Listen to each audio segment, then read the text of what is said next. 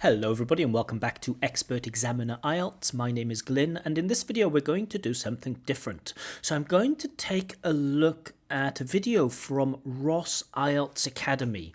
Let's just show you what that video is. Okay, so this video is called Recent IELTS Speaking Test Questions and Band 9 Answers 2024.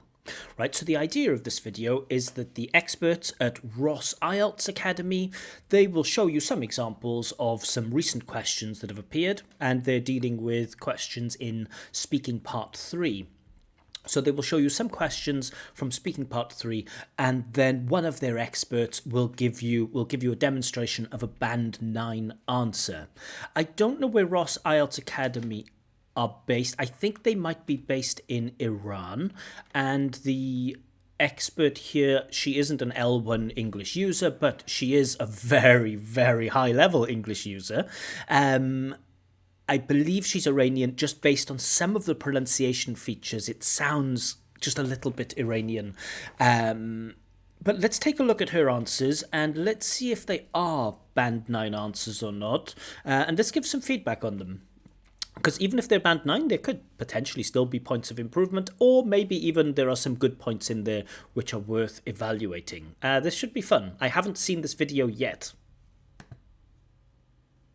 Then I give you my answer to that. The question was asking, how important do you think job satisfaction is for employees? My answer to this question is, job satisfaction is... All right, so before we get into that, I don't like the fact that things are written down. She's reading from a script. Whenever we read from a script, we don't have these natural disfluencies that we would expect to have. So what I would like, if she wants to write down the answers for the viewers to see, I would recommend answering the question spontaneously first, then watching the video back and annotating it, and adding the ... for the little pauses that you have, because those things are important. When we have time to sit and think about an answer and write it down, that answer will always be different to the answer that we produce spontaneously, right?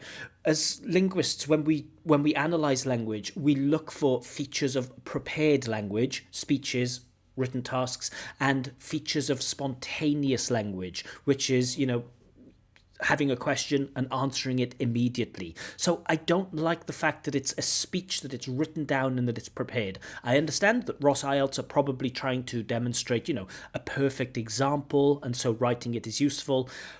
But for me, it takes away from that, students are never, or candidates are never going to be able to produce answers like this simply because they have to think spontaneously and you don't. So that's not fair. Also, the color scheme is just terrible, guys. This background and this text, it's really not easy to look at. So, but anyway, let's have a look again at the answer. Satisfaction is for employees. My answer to this question is, job satisfaction is incredibly important for employees. So job satisfaction is incredibly important. Good. We have the stress on incredibly. Incredibly is an intensifying adverb, so we certainly should stress that. Well done. Question is, job satisfaction is incredibly important for employees. So employees, the stress should be on the last syllable, and you have too much of a stress on the middle syllable. So you're saying employees, but it should be employees. When individuals are satisfied with their work. Good. So we have good use of complex sentences here. It's good subordination, starting with a when clause and then using the main clause. This is good. They tend to be more motivated. Good. Really love this tend to. Not just they are more motivated, but they tend to be more motivated. Really like that semi-modal verb.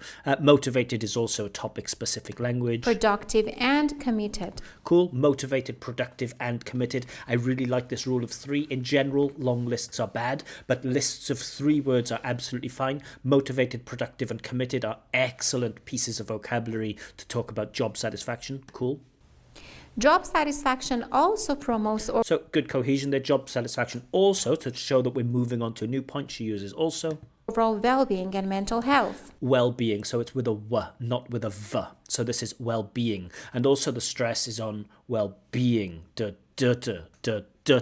Not not well-being, but well-being. So listen again to the mispronunciation there. Not, she says well-being, I believe. Let's go back. And committed. Job satisfaction also promotes overall well-being and mental health. Overall well-being. Overall well-being. Health. Love this on top of that. On top of that is a great little discourse marker. Cool. I believe it is a conjunctive phrase or a transitionary phrase. On top of that, employees who find Employees. fulfillment in their work are more likely Cool. Employees who find fulfillment. Fulfillment, again, a great word connected to working and job satisfaction. to contribute positively to More likely to, like this use of this adjective, are more likely to. So instead of just saying will contribute, but are more likely to, this is a great way of talking about the future.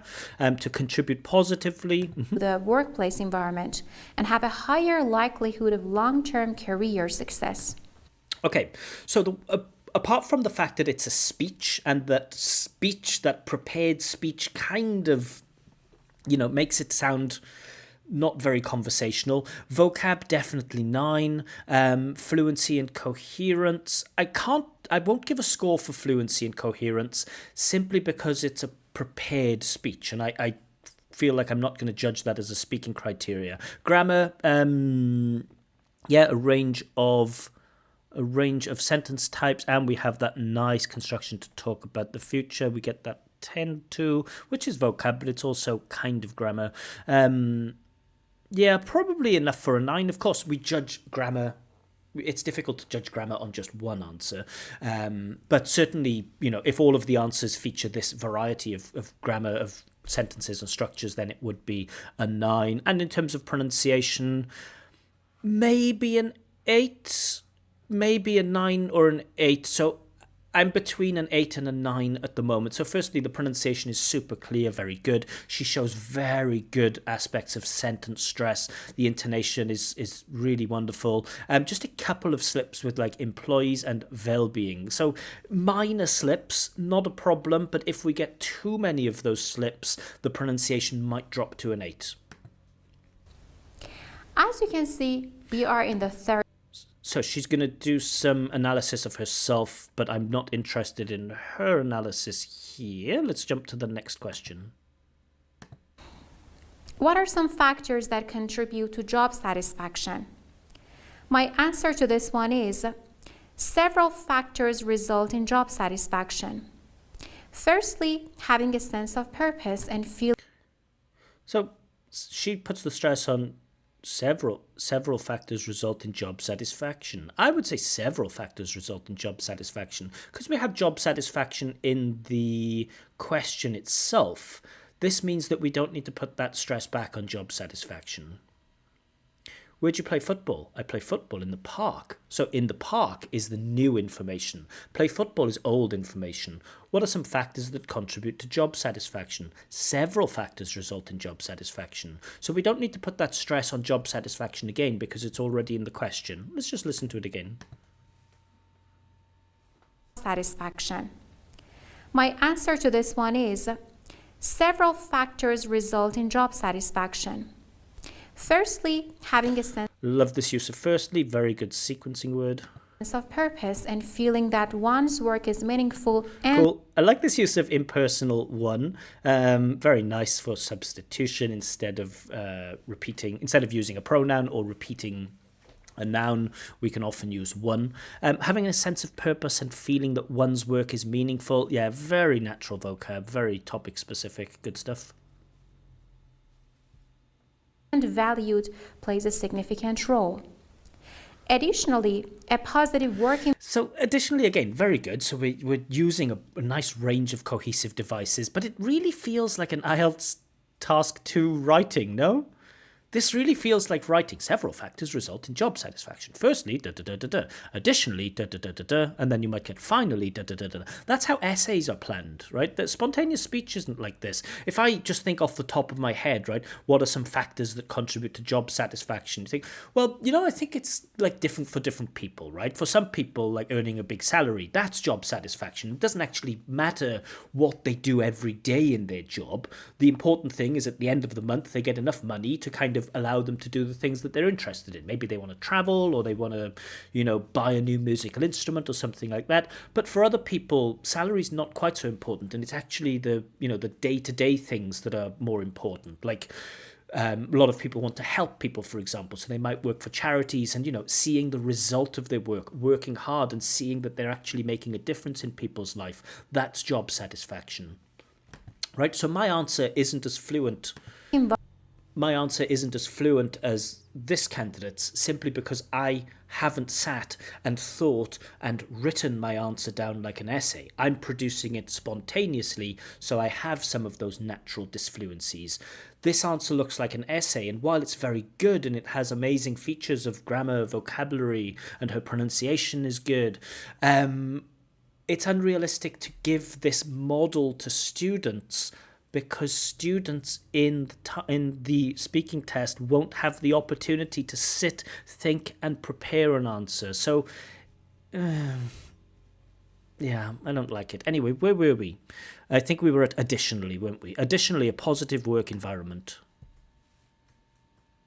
Good relationship with colleagues and supervisors, fair compensation, and opportunities for... So you can see her fluency is actually breaking down here, because she's reading, and she's not, sometimes when we read stuff, we don't always put the stress in the right place because we haven't read to the end. We don't have full knowledge of what's coming next. So when we read, natural speaking intonation and pronunciation doesn't come out when we're reading. Sorry about that.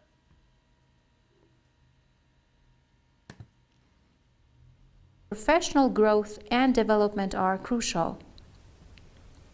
Work-life balance and recognition for achievements also contribute to overall job satisfaction. So it's just very academic in terms of register. It's not very conversational. So one aspect of vocab is that it should be situationally appropriate, and I'm not sure if this is really situationally appropriate. I mean, you're choosing the right lexes for work, right? It's wonderful that you use fair compensation. Great. A good relationship with colleagues and supervisors. Great. Positive work environment. All very, very good, strong topic-specific language. But this feels academic in nature. It doesn't feel conversational. I often think of if I was speaking to a friend and asked them what's important for you for job satisfaction? They would not produce an answer that's anything like this. If I asked them to write an academic essay explaining what factors contribute to job satisfaction, I might get something like this. So here again, I think she's going to give some more analysis, so let's jump to the next question. Looks like it's here. Question. In what ways can technology impact employment opportunities? All right, so I'll answer this one also, but I'll use a spontaneous answer, right? So I haven't written anything, I hadn't thought about it. In what ways can technology impact employment opportunities? Well, I think one of the most important things is how we apply for jobs, because, in the past people used to, have to buy a newspaper or look for advertisements. It was really difficult to find jobs. Nowadays, of course, everyone looks for work online, and it means that you can look for work, not only in your local community, but also in other cities and perhaps even in other countries. And a second thing that I think technology's really helped job seekers is with making CVs, right? I remember the first time I did my CV and I wasn't quite sure how to do it, and I had to ask some friends. But nowadays people can search on Google how to make the perfect CV. They can watch YouTube videos with advice. And I think even there are a bunch of different templates out there that you can use and fill in the gap. So I think technology helps people to present themselves better. So is my answer perfect? No, because it's speaking. It's spontaneous. I have to think on the fly. Not all of my ideas will be amazing. but it's natural language and it is band 9. Let's see what this candidate, Ross IELTS Academy, has. My answer to this one is technology has a significant impact on employment Again, it's so academic, isn't it? Technology has a significant impact on employment activities. It's so academic. opportunities. While it may eliminate Really love this use of while for, again, a fronting conjunction here. While da da da da da da da da da da da da da da da, and while, and also, this is good. Let's just listen to that intonation here. So with while, we want to hear something like da da da da da da da da da da da da da da da da da da da, while da da da da da da da da da da da da da da da. While it may eliminate certain job roles, it also creates new ones. Da da da da da da da da da da da da da da da da da da. So this would be natural, sustained intonation over long stretches of speech, and let's see if our candidate does that. Da da da da da da da da da da da da da da da da da. While it may eliminate certain job roles, it also creates new ones. She kind of has it, right? In that main clause, it also creates new ones. So she got the intonation in the second clause. It also creates new ones. That was good. But because she's reading from a text, she doesn't get the intonation right in that first clause. Automation and advancement. Or automation. So British English, automation. American English, automation. But automation or automation.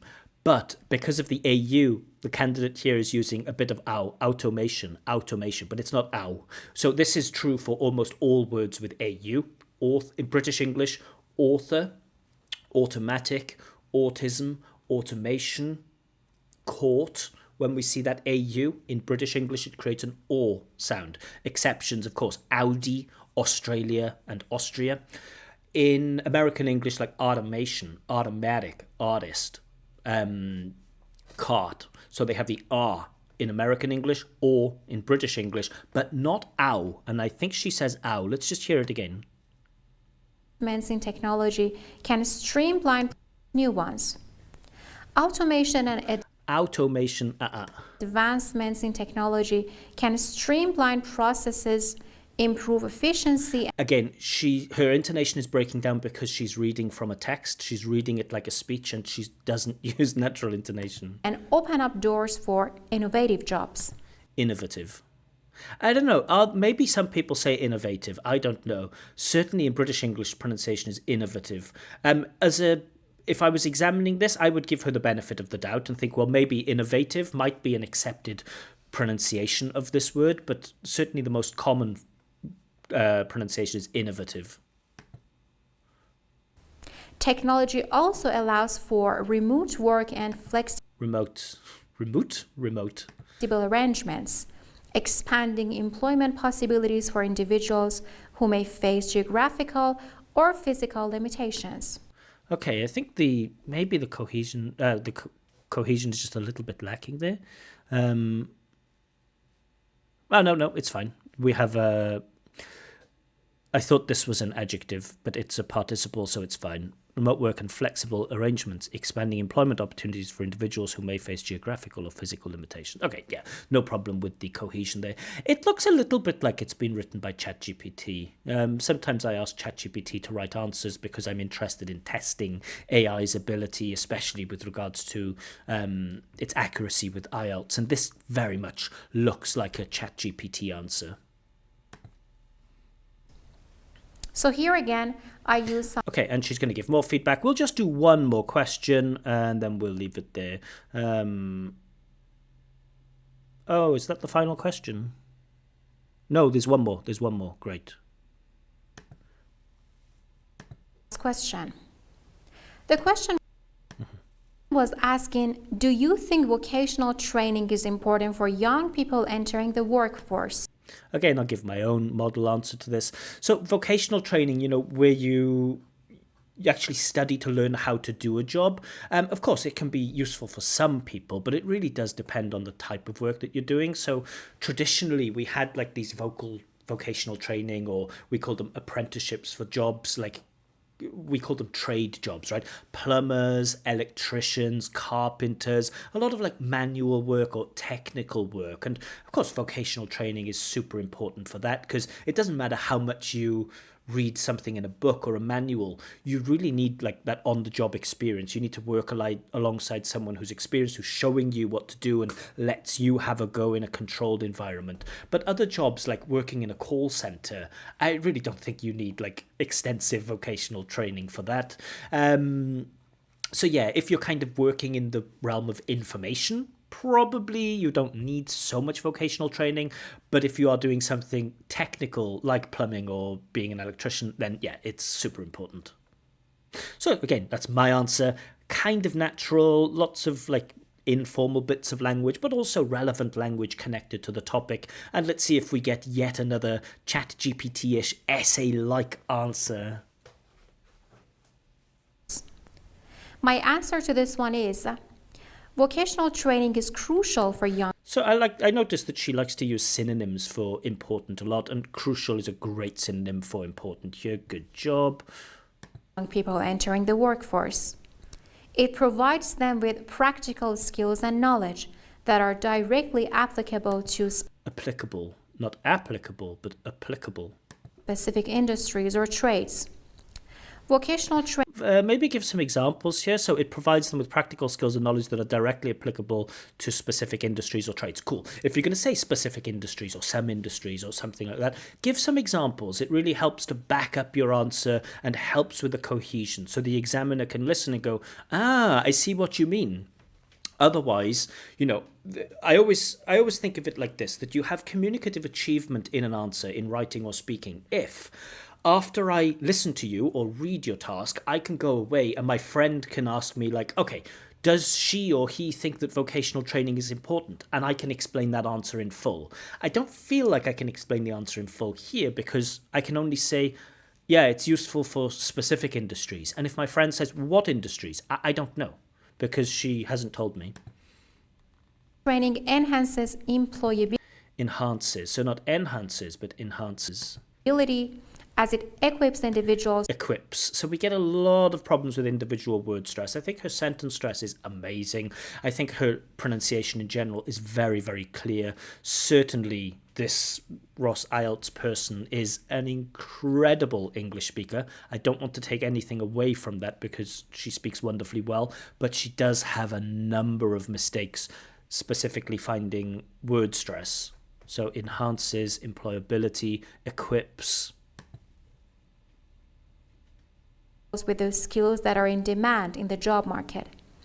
It also helps bridge the gap between education and employment, enabling young people. This is very ChatGPT-ish because ChatGPT always gives like an answer and it always uses a participle clause like this with ing. So, of course, I don't know. Perhaps some people at Ross IELTS worked on this together, but I'm fairly confident. I'm not a betting person, but if somebody put a gun against my head, for example, and said, sorry, YouTube, if somebody put a gun against my head and said, okay, your life depends on this, did she use ChatGPT to get her answer? If you answer correctly, then we will pull the trigger. My answer would be yes, she used ChatGPT to get these answers. I don't know for sure, but I think so. To enter the workforce with confidence and readiness to contribute. Cool, so nice nouns, their confidence and readiness, but they're very academic in nature. This thing of nominalization, changing adjectives or verbs into nouns, like ready, changing it into readiness. That nominalization is usually a feature of academic writing, not such a strong feature in spontaneous speaking. Effectively. Again, some good words I used here were practical skills and knowledge. Okay, so she's going to give some more feedback. So in general, what would I say about this video? Firstly, it's really good to demonstrate some of the lexical items that we might use connected to the world of work. I think a candidate who's like B2 level will certainly look at this and they can pick up a lot of good language. I think there is a decent variety of grammar in there too. I think the way that she presents herself is very good. She's very positive in terms of her pronunciation. However, the downsides, the background is, I don't like it at all. but more importantly, just with her pronunciation, there are some parts, some words that she mispronounces because she puts the stress on the wrong syllable. That's point number one. Point number two, the intonation breaks down because she's reading from a script. And when you're reading from a script, we don't get to see the natural intonation that could be really useful for candidates.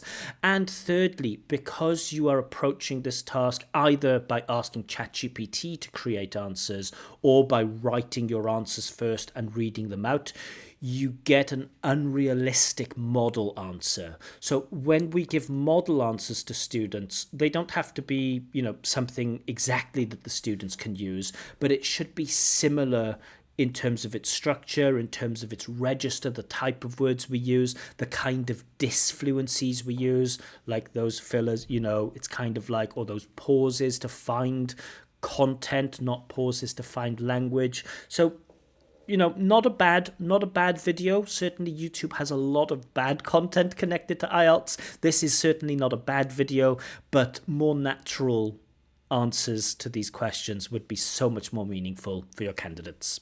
So yeah, that's my feedback. I don't know, let me know what you think. I know this person is quite a popular character on YouTube, so I hope no one is offended by by my feedback connected to this. I am doing some free mock speaking tests, so if you'd like feedback on your speaking, do let me know. I will put information below, but that's all for now. See you.